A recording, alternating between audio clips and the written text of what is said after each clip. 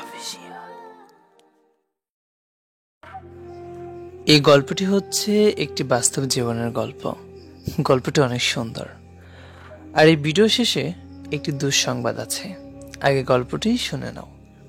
একটি ছেলে দেখতে মোটামুটি সুন্দর, কিন্তু ছেলেটির জন্য হাজার হাজার মেয়ে পাগল। হাজার হাজার মেয়ে ছেলেটির সাথে প্রেম করতে চায়। তার জীবনে হাজার হাজার প্রেমের প্রপোজাল এসেছে, কিন্তু সে কারো প্রপোজাল অ্যাকসেপ্ট করেনি। ছেলেটি মধ্যবিত্ত পরিবারের সন্তান। মধ্যবিত্ত হওয়ায় সে নিজেকে অনেক ছোট, অনেক নিজ ভাবত। মানে সে সবসময় নিজেকে অনেক গরিব, অনেক অযোগ্য, এসব টাইপের সব কিছুই ভাবত নিজেকে। কখনোই বড় কিছু ভাবত না।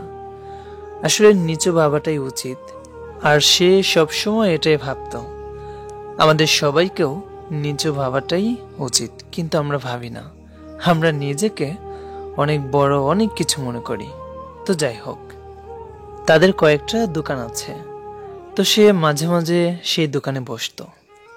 তো একদিন দোকানে বসে আছে, হঠাৎ করে একটি মেয়ে চলে আসে দোকানে। মেয়েটি দেখতে অনেক সুন্দর, এত সুন্দর যে সে ছেলেটার এই পর্যন্ত এই মেয়ের মতো কাউকে ভালো লাগেনি। মানে এতই ভালো লেগেছে যে মেয়েটার সাথে তার রিলেশনে যেতে ইচ্ছে করছে, মেয়েটাকে বিয়ে করতে ইচ্ছে করছে। এক কথাই ছেলেটার অনেক পছন্দ হয়েছে মেয়েটাকে। কিন্তু ছেলেটা যে মেয়েটাকে তার পছন্দের কথাটা বলবে, এটা সে বলতে পারছে না। তার কাছে অনেক আনইজি লাগছে। আর কিভাবে বলবে? হঠাৎ করে একটি মেয়ে আসলো দোকানে, তো তাকে দেখে ভালো লাগলেই কার সাথে সাথে এটা বলা যায়? এটা কি সম্ভব নাকি? তো ছেলেটা মেয়েটাকে জিজ্ঞেস করলো যে আপু কি লাগবে। তখন মেয়েটি বলল তার ফোনের চার্জারটা নষ্ট হয়ে গেছে, সে একটি চার্জার চাচ্ছে। তো ছেলেটি 3-4টা চার্জার বের করলো, কম দামি থেকে শুরু করে ভালো দামি পর্যন্ত, 100, 200, 400, 500। তো মেয়েটিকে দেখাতে লাগলো। মেয়েটি চার্জারগুলো দেখছে। অমনি ছেলেটির মাথায় একটা বুদ্ধি চলে আসলো। ছেলেটি ভাবলো তাকে একদম নর্মাল একটি চার্জার দিয়ে দিবে, যাতে 2 দিন পরই নষ্ট হয়ে যায়। আর চার্জারটার গ্যারান্টি দিয়ে দিবে লাইফ টাইম, যাতে নষ্ট হওয়ার পর মেয়েটা আবার দোকানে সেই চার্জারটা নিয়ে আসে, যেন আবারও সেই মেয়েটার সাথে দেখা হয় বা কথা হয় বা কোনোভাবে তার সাথে কোনো সম্পর্ক হয়। এটা ভেবে সে একদম নর্মাল একটি চার্জার বের করে বলল যে আপু আপনি এই চার্জারটা নিতে পারেন, এটা অনেক ভালো চার্জার, আর এটার গ্যারান্টি আছে, আর এটা থেকে ফাস্ট চার্জিং চার্জ হবে আপনার ফোনে। তো ছেলেটির কথায় বিশ্বাস করে মেয়েটি সে চার্জারটা নিল।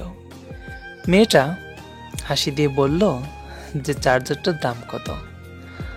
তো ছেলেটি ভাবলো যে দাম কি বেশি নিবে না কম নিবে।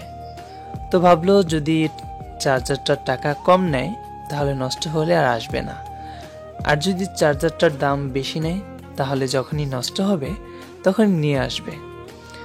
তো 100 টাকার চার্জার, ছেলেটি বলল যে চার্জারটার দাম 500 টাকা। তো মেয়েটিও বেশি কথা না বলে সুন্দর একটি হাসি দিয়ে 500 টাকার নোট দিয়ে বলল কিছু কম রাখেন। তো ছেলেটি 50 টাকা ঘুরিয়ে দিল, আর সেই চার্জারটাতে দোকানের সিল দিয়ে দিল, যাতে প্রবলেম হলে আবার এই দোকানে নিয়ে আসে।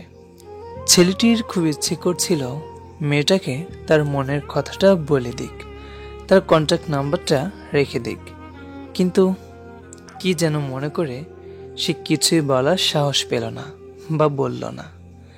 তারপর মেয়েটি চলে গেল। তারপর থেকে প্রতিদিন সেই মেয়েটির আশায় ছেলেটি বসে থাকতো যে চার্জারটা কখন নষ্ট হবে।